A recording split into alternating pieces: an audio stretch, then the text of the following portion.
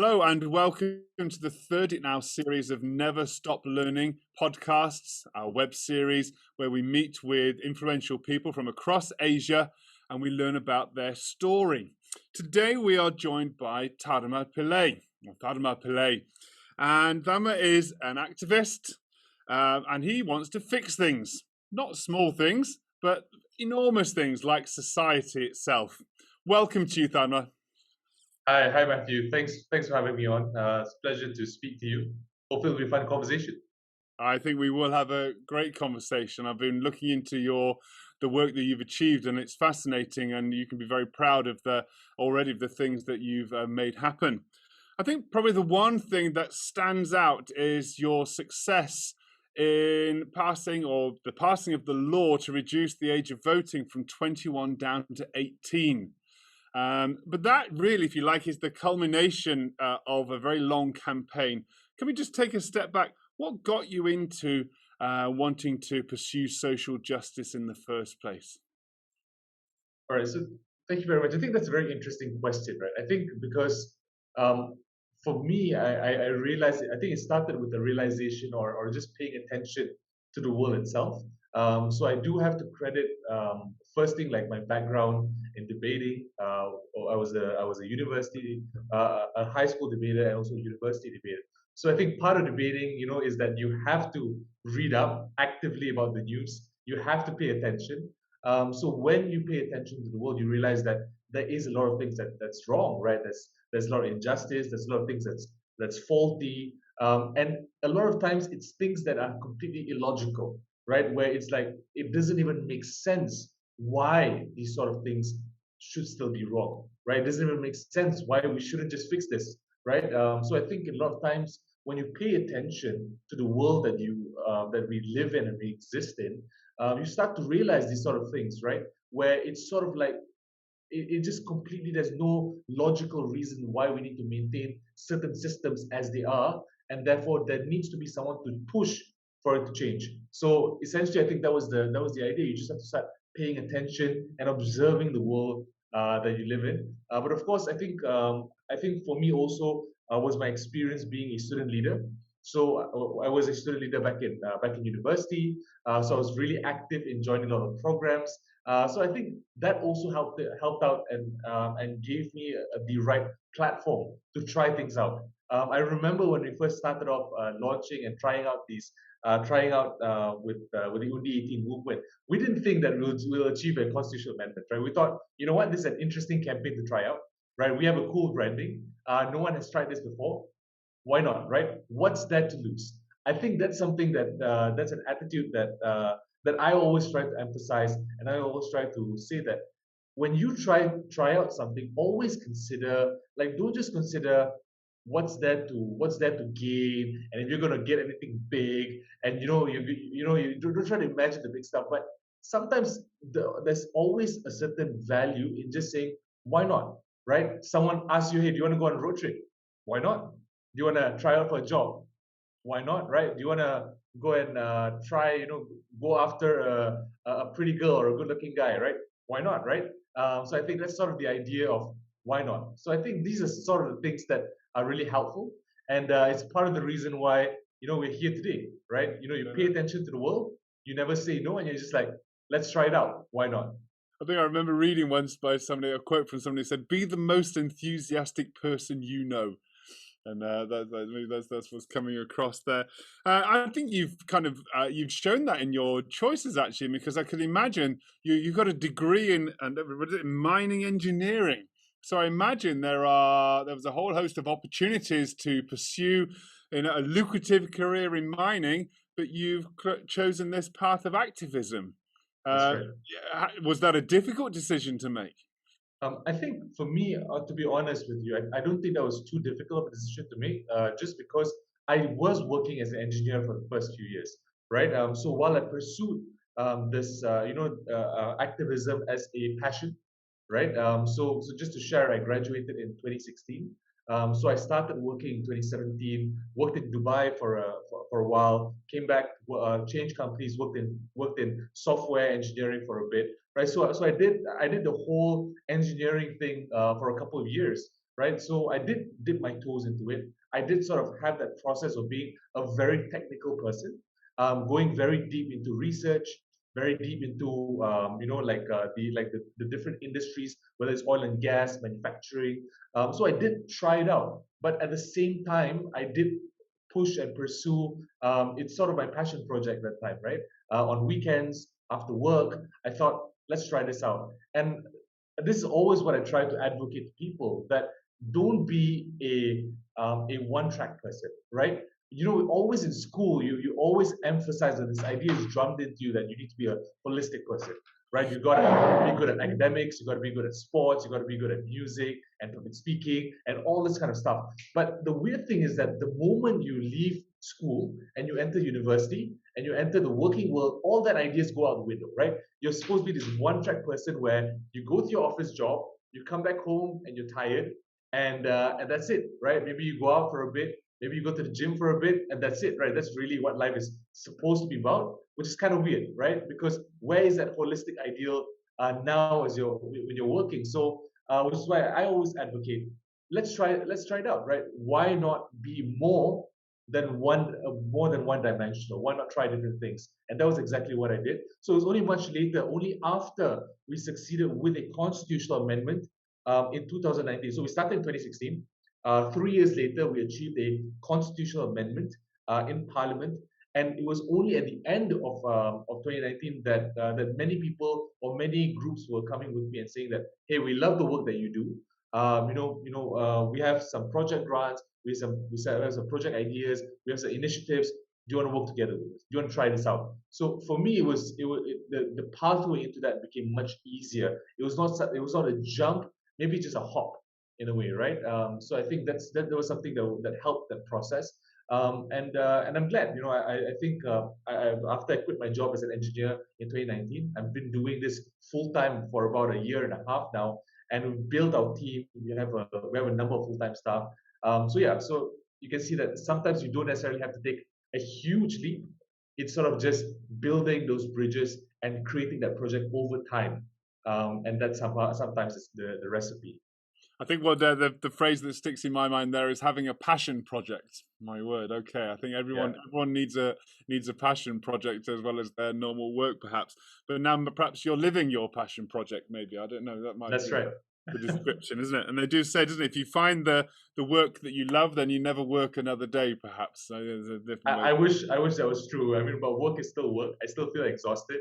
But the only thing is that at the end of the day, you don't feel burnt out. I think that's for me at least, right? So you feel exhausted, you feel tired, you need to take a break. But at the very least, you know that you are passionate about the work that you do every single day. You're excited, and you're always just thinking in your mind, okay, how can I make this better?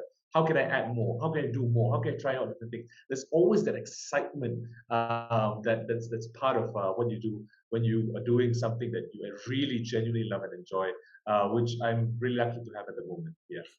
Is that why the Vote 18 project was so successful? I think I read that 100% of the MPs voted in favour of this. Is that a result of your passion or the strength of the argument?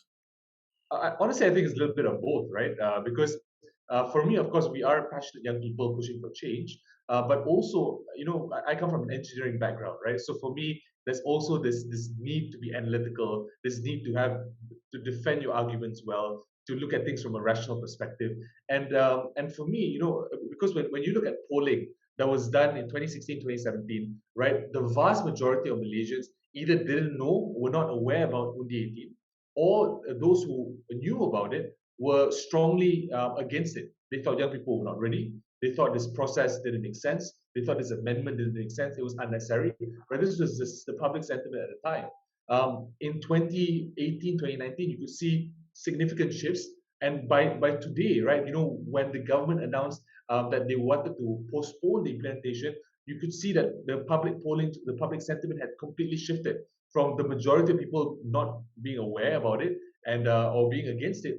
The larger chunks of society are now in favor of this amendment. So for me, I do think that part of it is because when you come in with trying to push for change, you also do have to justify why does that change make sense, right? What's the how does society benefit from it? What is the logic behind it in the first place? And I think when you come up with those ideas and you tie that together with rhetoric of like youth empowerment, democracy, all the rah-rah, the exciting stuff. But when you have that sort of balance, I think that's sort of a very powerful narrative.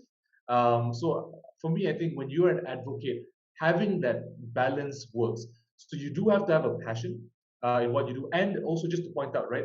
Don't just be passionate in a short term, because short-term passion sort of burns out, right? But you always have to think, what's the long-term idea, right? How do I plan 3, 5, 10 years ahead? What's my grand agenda? And work smart towards that target. But also you got to be smart and you got to be reasonable in your arguments, right? That's how you win. Find that project that you will still be passionate about over 20 years or whatever it is that you devote your career to. I think for myself as a teacher, I agree with you 100%. Yeah, absolutely. You find that work that you enjoy and that you look forward to getting up each day to make it better. That's right. So then the question is, it was very successful, and so much so then, was it not ambitious enough? Should you have actually campaigned for voting from the age of 16 rather than 18? Well, I mean, to be honest, I do think it was ambitious enough because you are looking at a fundamental change in Malaysian democracy, right? We're expected to add 7.8 million new voters to the electoral roll based on this. And just for those watching, we only had about 14.5 million voters back in the 14th general election. So if you're adding 7.8 million new voters, that's over 50%. So you're looking at a radical change in the democratic system in Malaysia. That's one. Second is that the vote itself was historic, right? Because not only do you get one constitutional amendment, you got 3 constitutional amendments at the same time. And for the first time in Malaysian history, these constitutional amendments were passed unanimously. 100% of votes in the lower house, 100% of votes in the upper house. So I think to say that it's not, I mean, for me, I thought that was a big enough target. It was challenging enough. I'm not too sure what else is bigger than this. But I do think on the question of whether we should have aimed sort of even further, like 17, 16 years old. I'll be honest, personally, I haven't bought into that idea myself, right? The fundamental core idea with voting at 18 was to tie it together with the age of majority.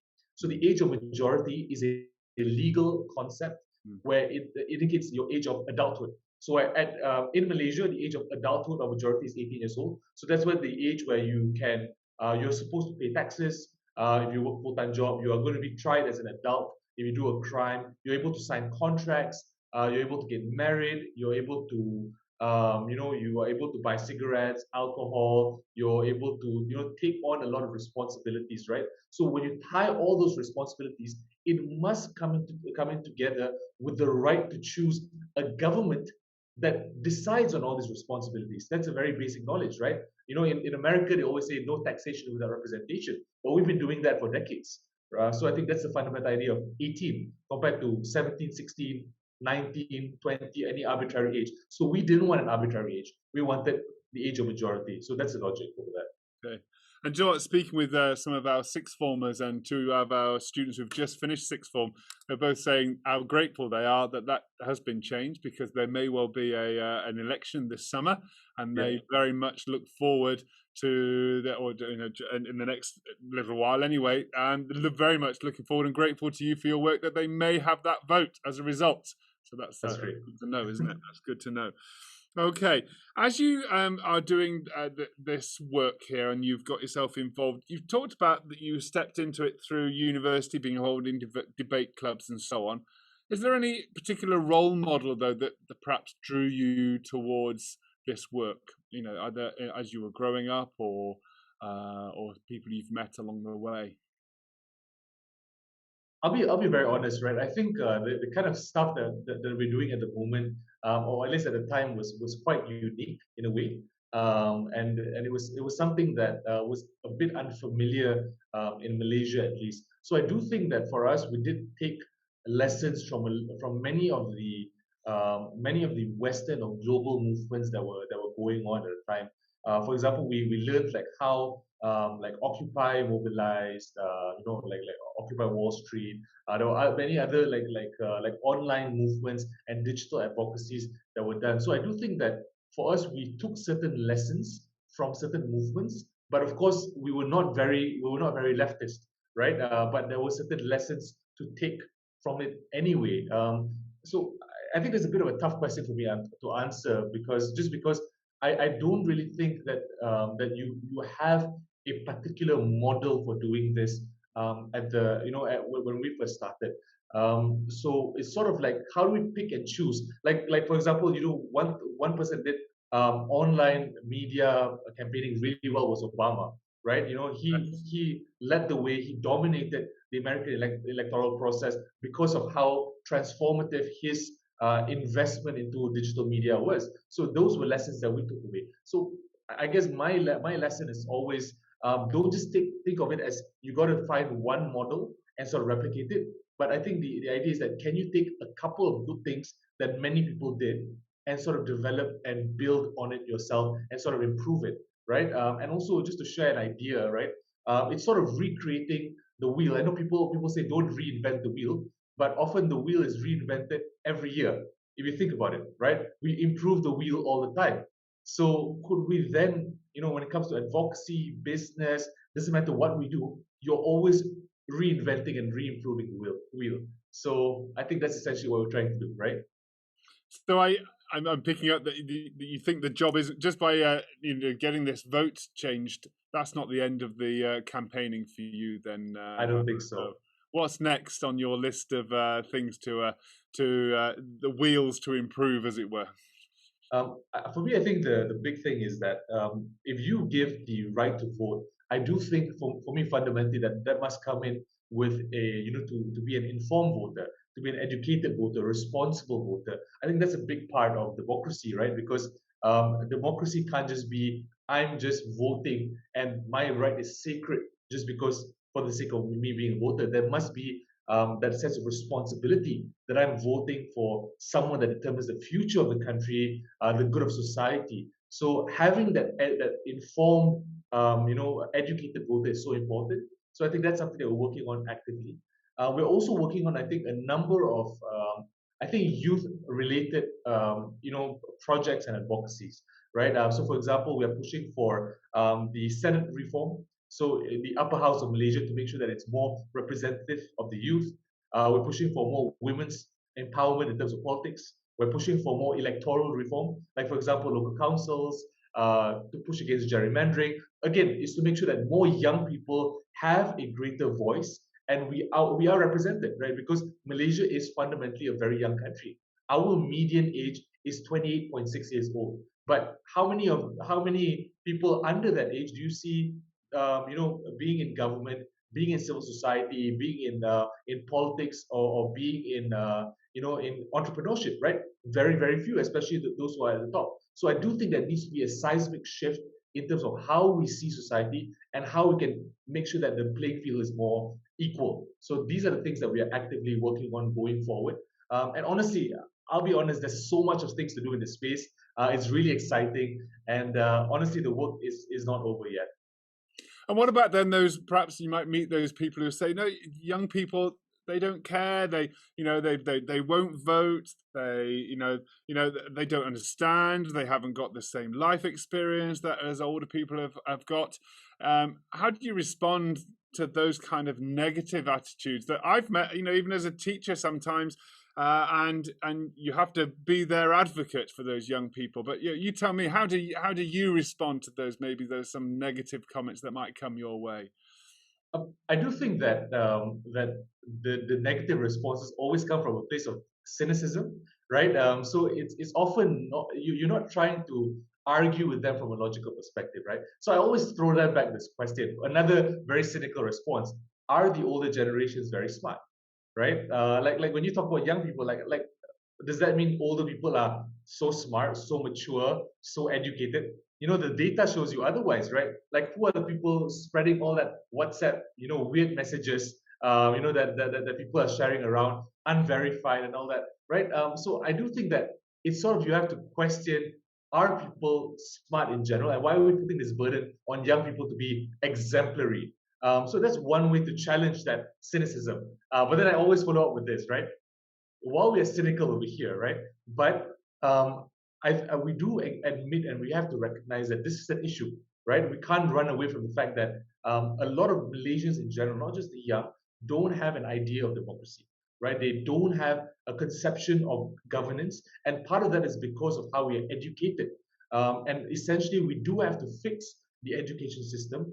And essentially, Undi18 is not just an attempt to give, better democratic rights, but it's also a fire to light under the, to force the education system to change, to adapt, and to improve, to make sure that, when people leave schools, they are more critical, they're more informed, they're more knowledgeable immediately, right? Because the perception has shifted, right?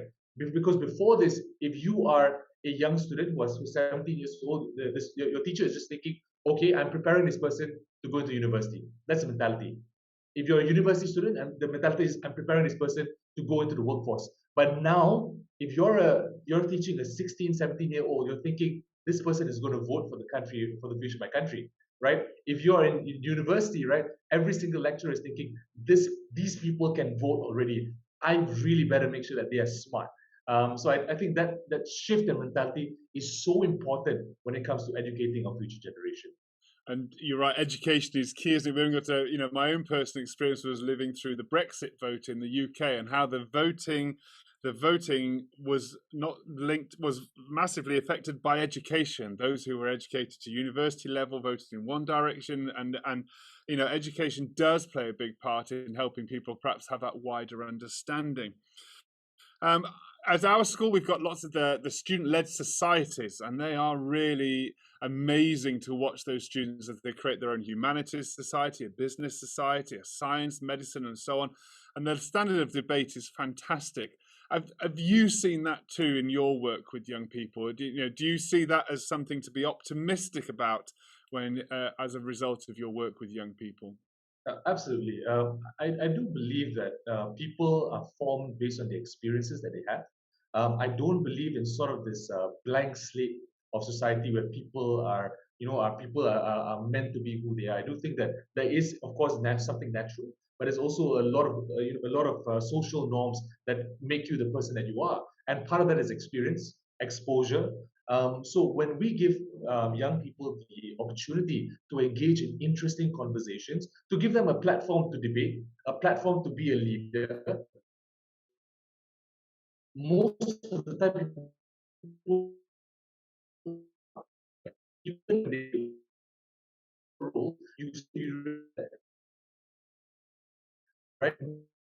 Even when they take over as a or a treasurer, like really tiny roles, learn and they transform their worldview because of the responsibility they were given. So I think that it's really about situations, experiences that young people learn, whether it's in the class, whether it's inside the classroom, how to bring this information to them. And that's why we do all these kind of programs, right? If you can look at it like Parliament Digital, we have Dewan Muda Malaysia right now. We're launching Undi18. All these things are fundamentally about, as you said, We talked about this passion project. When you watch them prepare for their societies and the work that they do, it is really very, very impressive.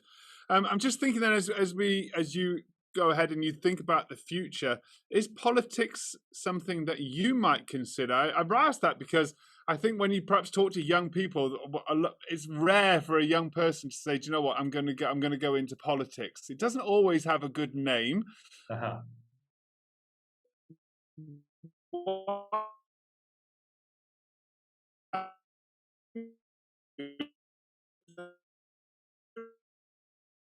In politics because it affects all that we are.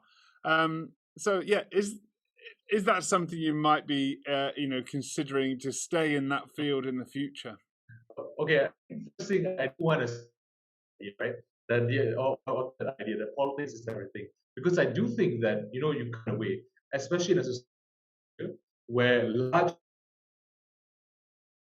parts of right, large parts of the like GL rate, whether you can go on tourism. You can see that with the COVID-19. There has to be someone doing this anyway. So we can't all just become politicians and not do this work, right? So I think that it's sort of a question that you have to ask yourself. It's a very personal question. And for me, I believe that I'm already doing very good work in the situation that I am.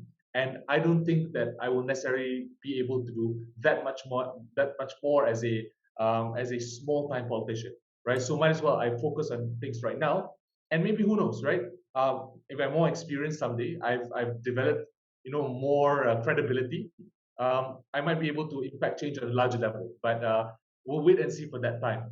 But if I do decide, please please, I hope you guys don't forget me, right? Yeah, that's right. Yeah, if you were to go for that, I'd have to ask you, why would we vote for you? Why would we vote for you, Tharma? Would you think, any sort of maybe you're not ready to answer that at the moment. It's just about activism, perhaps. Yeah, That's right. and That's right. and that you may have more influence as an activist than you might have, as like you say, as somebody who has to work slowly through those layers of being a politician. I have some fascinating conversations with them, with my students, and you can sense from them, as they all come from many different backgrounds, that they have this deep sense of wanting Malaysia to be the most successful country. But they also have that, like you, I think, that sense of wanting things to be better, wanting things to improve. How can they? But they will often say to me, "Yeah, but Mr. Brown, it can't change. Our voice is too small. It's set up in such a way that we can't really have that influence." What would you say to a young person who says, "Look, I can't see how it's going to change"? I'll just tell them to look at the story of Undi18. Simple as that, right? We have proven that change is possible. Change is something that is not a dream, and if you work hard and you get lucky, sometimes mega change on a huge level can happen. But I do think that fundamentally it's about putting in the work, right? Putting in the work, being smart, being able to rethink and understand the situation. I just want to share this thought process that I have often, right? Because wanting to change things should often be seen as it's sort of a very important skill set to have, being able to identify a problem and try to solve it. And that skill set is something that can make you millions, as an entrepreneur. Or if you're an activist or a politician, you can also probably earn millions, right? In some ways, but also you can have an impact that affects millions of lives.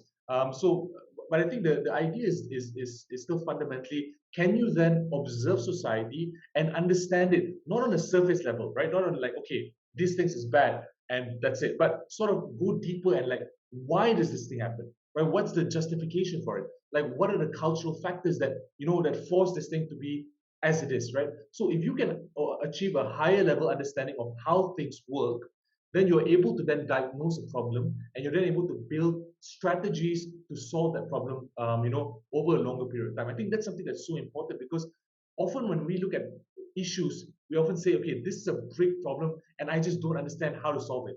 But if you break down the problem, if you look at it from a higher level, if you go deeper into the problem, you often find some sort of magic solution that you can solve at that time. So I think that's something that's so important, that mindset of change.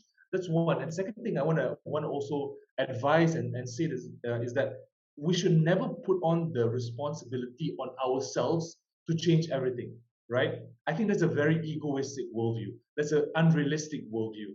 And never ever put that onto yourself, right? Because it doesn't make sense. You are just one person. But if you could change one part of society, and hopefully 1,000 other people changes one part of society, you have 1,000 parts of society that has been changed. Eventually, you might have 10,000, a million parts of society that has been changed.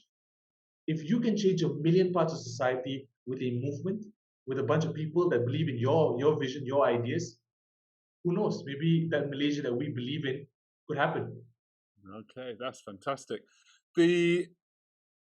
But the more the more ambitious you are, the bigger the risk that there may be failure along the way. And I know, especially for young people, I think they are working very hard, and if they get only 99% in a test, they're distraught because they didn't get the 100%. You're talking about taking on something that just may not work. It's ambitious and it may not work. How do you cope with failure and retain that resilience and strength of character to still keep fighting? For me, I think it's very simple. You have to embrace failure. That's the Embrace fundamental. failure. Embrace Yeah, it. absolutely, right? Don't fear it. Don't avoid it. Embrace it. Because anything that you don't fail at is not a big enough risk, is not worth doing, is usually something very tame and something very meaningless. Everything that's worth doing is difficult. Everything that's worth fighting for is challenging, and everything that's worth succeeding at has a chance of failure. So for me, I think you gotta embrace failure. The most important thing is the most fundamental important thing is that are you able to pick yourself up? Do you have certain safeguards after you failed? Right. So what I'm saying is this: don't avoid failure, but have safeguards when you fail. Right. Because you always got to be in that expectation that I've embraced failure. I will fail, right? How do I make sure that when I fail, it doesn't feel too badly, right? Because every time you fail, you learn a lesson and you improve. You iterate, and you improve, and you improve the process, and you improve yourself as a person, right? So really, I don't have an advice about how you should not fear failure, and you make sure you don't fail. No, I'm saying that you will fail, and if and it's a really good thing if you're in a situation that you face failure, because that's the only way that you can succeed. If you want to succeed, you must face failure. God, I'm not sure all of my students would agree with you there. That the idea that failure is a good thing, but I think I have read that you learn so much more from a failure than you do from a success. But some of my Absolutely. students might look at this and say, "Well, that's easy for you to say, Tharma, because you did succeed. You put that challenge together to reduce the age of voting. It all worked out for you. It's easy for you to say that the failure is your friend. You haven't experienced it." But I mean, we also, just to share with our experience, right? We did experience failure multiple times along the way. When we first started out, we tried to talk to the government at that time, the Barisan National Government, and we tried again and again and again, right? Brick wall after brick wall after brick wall.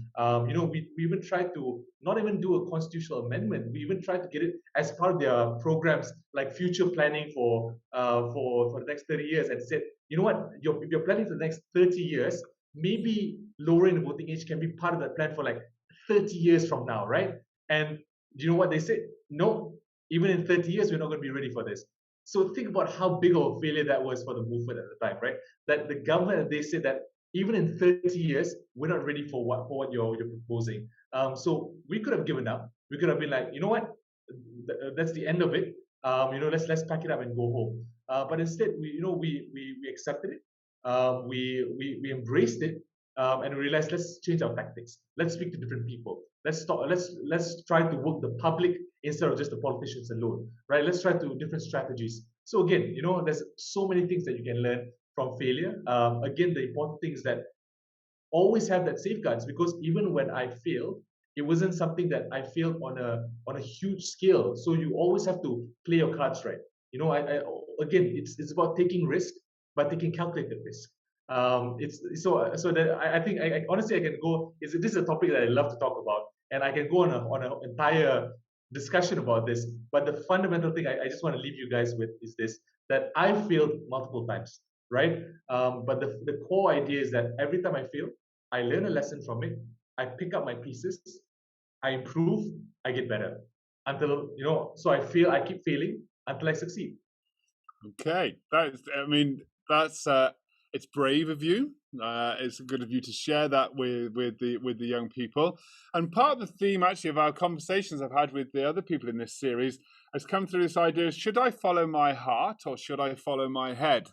My parents say, go with your head, go for you want to be in that safe career. Don't go in that direction. But my heart is saying something else.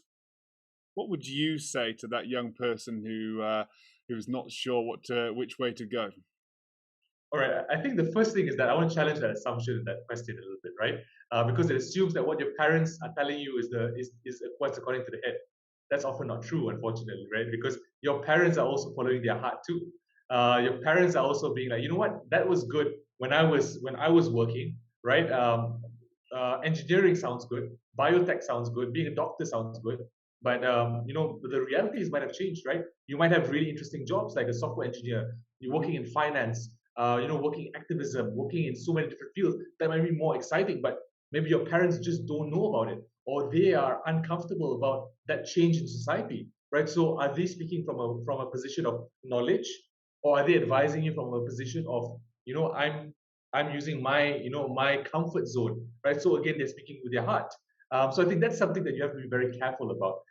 My advice always is that when you start your career, is to make sure that you're able to have something that can sustain yourself at first, right? Always try out something that is a bit generalist in a way, and you can try out so different factors. And I think that's why your university experience is so important.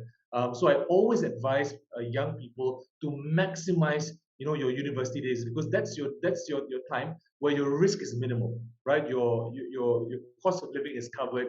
You're not working I mean a lot of people, right? I mean, of course, those who are more privileged don't have to think about funding themselves, right? But it is a period of exploration, right? So use that to your advantage.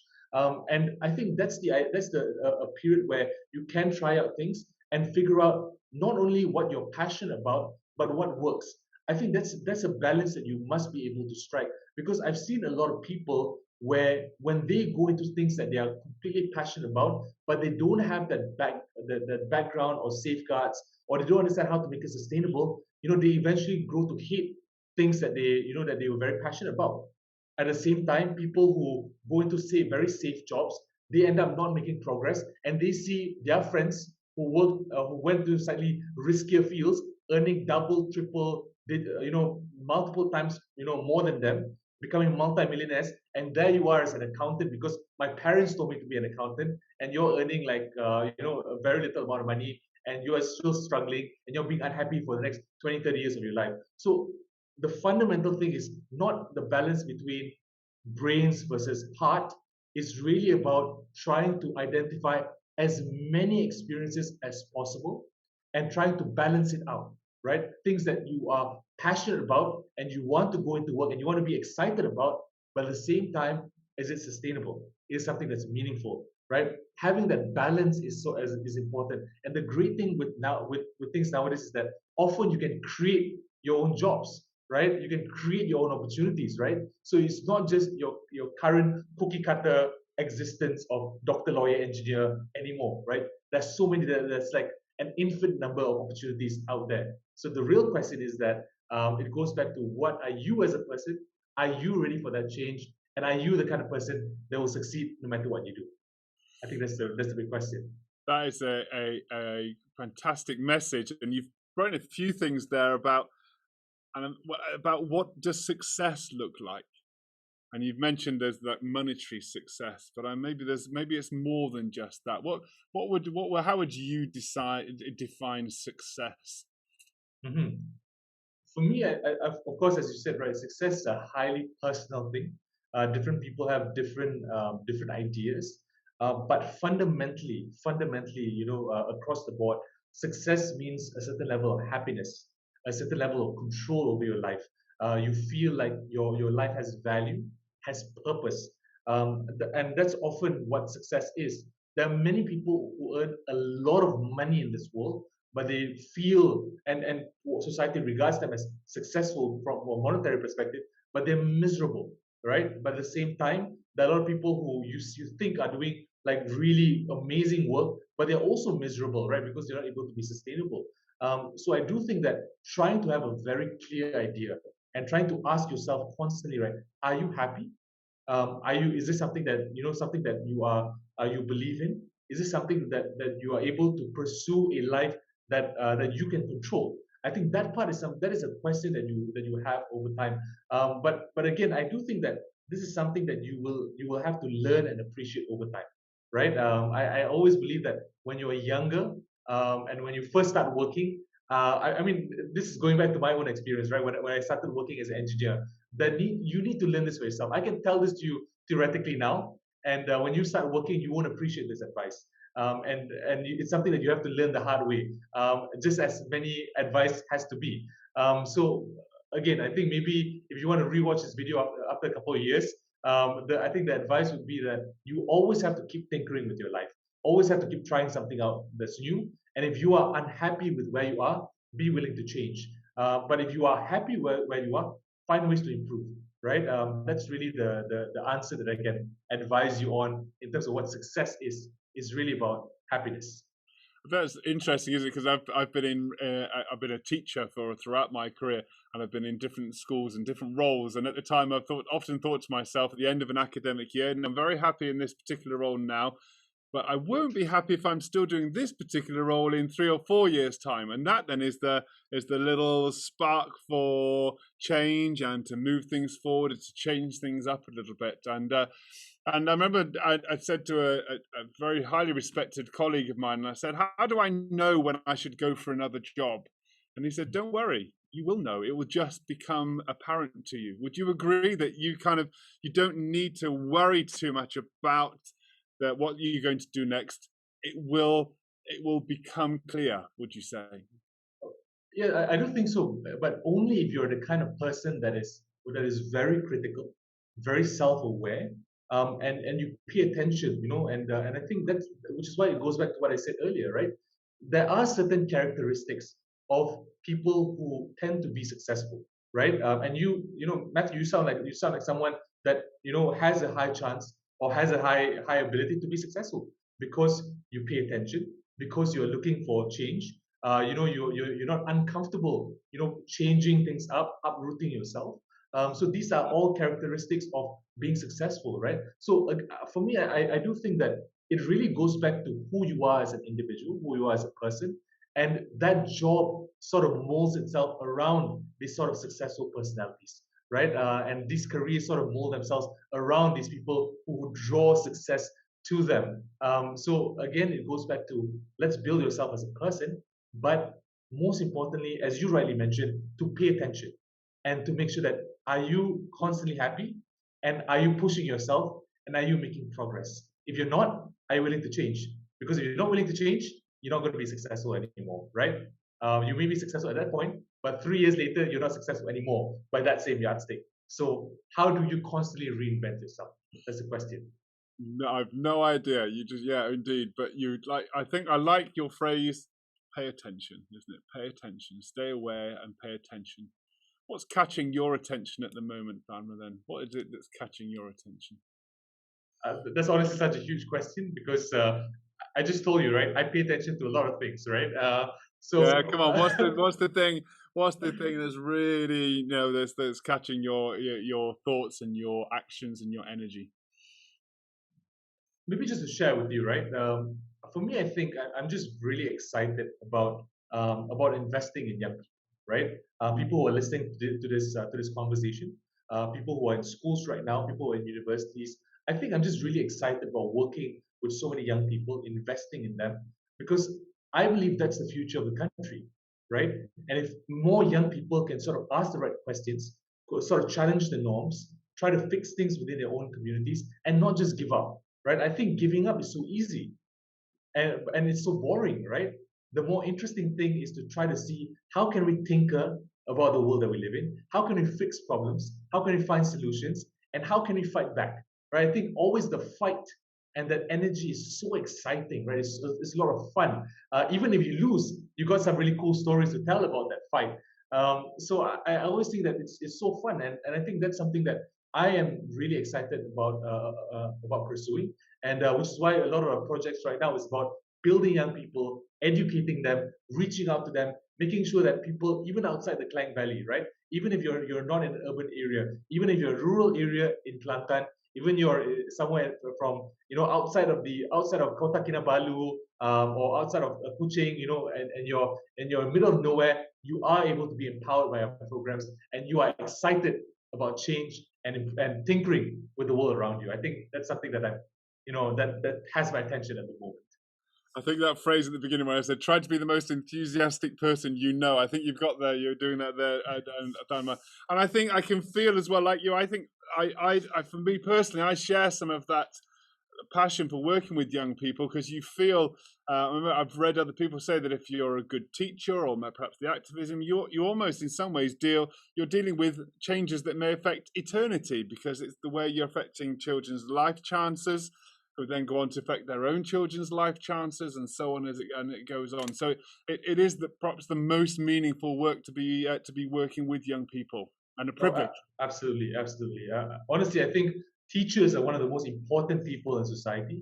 Having good teachers, investing in them is something that's so fundamentally important, and that's why education fundamentally matters. So even for us, right, going back to what we said earlier, right, right now we're working on the work of education. We are fundamentally trying to change how people think about society, how people react to issues, how people understand the framework of thought itself, right? Because these are things that often we're not even being introduced to, and we really don't think about it, right? We're used to a family unit. We're used to people in our close circles. We might be used to like race and religion, maybe some level of nationality. But there's so many things in the world that we're not even being introduced to. So I think that's a really exciting thing, right? Sharing these ideas, having these tough conversations, and making sure and trying to see how do young minds adapt to this change. And again, I'm not too old myself, right? I'm only 28 years old, so there's also that element where I myself am in that process of learning and getting educated and improving myself. And the fun part is that it's not something that I am telling other people, right? It's not a process where I'm a teacher and I'm telling you this is how things are. No, it's a process where I'm noticing where we are in this process of education together, and we are learning and growing and evolving together, and that's a lot of fun. Yeah, it's a long time since my age started with the number 2. But, in fact, yeah, I'm 30 and a little bit older than yours, 30 years older than yourself. And yeah, I would say that I've remained utterly optimistic about the young people. And the more time you spend with young people, you realise that in many ways the future is in really safe hands. And what about yourself? What is it? I feel I come across from you is great optimism. But many people will say, surely we're going through a pandemic, the economy is in a terrible state, the jobs have been lost, lives have been lost. Can we still be optimistic? For me, I don't believe in being blindly optimistic, right? That's something that again, I'm an engineer, right? Engineer by training, so I try to look at the situations, look at data, look at the facts, right? But at the same time, if you get crippled by cynicism, you get crippled by negativity, then again you've given up and you can't do anything. So there has to be there's a right middle ground between being optimistic, which is so important, and also being also being a little bit cynical, being a little bit realistic. I think there is a middle ground somewhere there where action happens, where you're able to then create the best amount of change, where you're aware about the situations of the world and then fix it. And I'll be honest, right? Even with young people, there is a lot of conservatism. There's a lot of ignorance. There's a lot of negative perceptions amongst young people because of how people are educated. Of course, there are those who are very privileged, and we're lucky to have access to a lot of big ideas, and therefore we're looking to change the world. But for millions of young people also out there, these are not ideas that they might share. They might have a very completely different worldview compared to you. So even for me, I realized that just being like all gung ho about young people is not is not completely realistic. There is the work that needs to be done. So I would say this, right? It's not enough to just be optimistic, but you got to do the work. And the most important thing is that don't surrender to the situation. In anything that you do, there's always something that you can do to impact change. The only question is on what scale, right? And the only question is, are you willing to do the work, or are you just going to give an excuse? That's really the question that you have to ask yourself, no matter what you do in this world. Wow. Okay, there's plenty to reflect on there, isn't it? And like you say, if you're going to be more willing to do that work if it's something that you believe in, it's something that you enjoy doing, and something that in which you see purpose. I think probably And I think what's coming across in our conversation here, Tharma, that is very strong with you, that you have a strong sense of purpose and that you want to make change. And you've talked about political change that you want to take forward. If you were to go forward then 15 years or whatever, or maybe you can choose a different time period, what would you hope to be different in terms of, let's take schools, for instance, what would you hope to be different in terms of the education available here in Malaysia that you would like to say, oh, that's been a great success? Mm-hmm. Okay, this is entering into the realm of education policy, which I have to give a little bit of a disclaimer. I'm not the expert on education policy, so please do take my words with a pinch of salt. I do think one of the most important things with our education or national education system is, for example, first thing I would say is to invest in teachers more, right? I think that's something that's so important because your teachers are the ones that give you your worldview. That often if you have just one good teacher in your life, you are able to have a transformative experience, right? Because this teacher often helps you sometimes escape from moments of abuse, often helps you to escape from bullying, often helps you to shows you that this is a good male or female role model, right? I think it's such a powerful experience having good teachers. So I think investing in teachers is something that's so important. That's a one level. Second is that I do hope that we invest more into schools, but also give more autonomy to schools. And it's not such a bureaucratic top-down approach often, right? Where it's often where no matter where you are in this country, it's really bureaucrats who are sitting in air-conditioned office in Putrajaya that decides on everything on everyone without looking at the local context. I think that's also a little bit problematic. I also do think that there is a greater role in terms of respecting student autonomy, respecting parents' involvement into this education system. So I think there's honestly a lot that we can fix, and I can go on and on, right? But if I were to just choose one particular thing that we can try to fix, is that I do hope that when we create policies, that are designed to help young people, it's not done based on politicized ideals, right? And which is often the issue that we have right now, where we are very resistant towards improving things because it's seen as disturbing established norms. It is seen as political. It is seen as challenging traditions or cultures. But when the world keeps changing, when globalization keeps happening and competition for talent keeps becoming tougher and tougher, and essentially if you want investors to come to Malaysia, you must have the best talent pool. It's so important for us to not think based on politics and instead look at what is the best. How do we get the best policymakers to redesign the system and really to make sure that it is a student-centric system, it is a teacher-centric system, and it is also a headmaster or a headmistress-centric system. So essentially going back to the people in the schools themselves instead of just bureaucrats in a land far, far away. And to achieve that, it needs some excellent education as well, doesn't it? So it's always this like a circle going back round there. Okay. Well, do you know what, Tharma? It's absolutely fascinating to speak with you this afternoon, and I know personally that I've taught here in Malaysia now for 3 years, and I've met some of the most talented students that I've ever taught throughout my career, and I've taught in the UK and I've taught here in Malaysia. Malaysia has got that raw talent, if you like, those individuals who are exceptional, and that's not just in the minority. It's across the board, and so those raw materials are there for that great success in the future. I'm absolutely sure of it, and with people like yourself who are pushing and prodding and changing and trying to make those changes, I think there's a bright future ahead.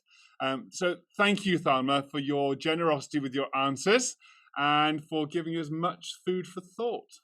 Awesome. Thank you very much for your time. Thank you very much for having this conversation. And honestly, if we have more teachers who are as passionate as you, I'm sure we'll all be in a better place right now. So yeah, so I hope these conversations continue. Well, I'm here. I'm in my role because I had that special teacher that you talked about, and I've had the privilege of working and do work now with some exceptional teachers too. And so That's great. I encourage other people to follow on, come on board and be teachers as well. Very best wishes to you, Tharma, with your future. I hope to meet you in person one day. I hope to get the opportunity for you to come to visit the school and to meet with my students. And yeah, very best wishes for your exciting plans ahead. Great. Thank you so much, Matthew. Thank you.